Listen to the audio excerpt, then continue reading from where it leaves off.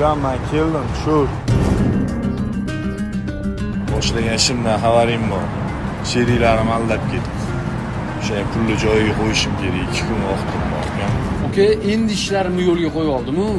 Qayerdan menda pul bo'lsin? Oyimdan ham xabar olmayapsan. Mazalari yo'q, operatsiya qilish kerak.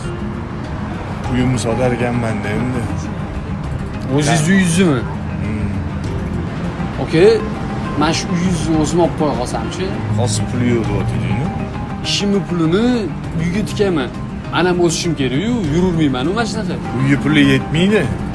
Onamizni operatsiyasiga 10-15 ming qo'shib berarsan. Qanchalarga berasiz? Tilxat yozib berasizmi?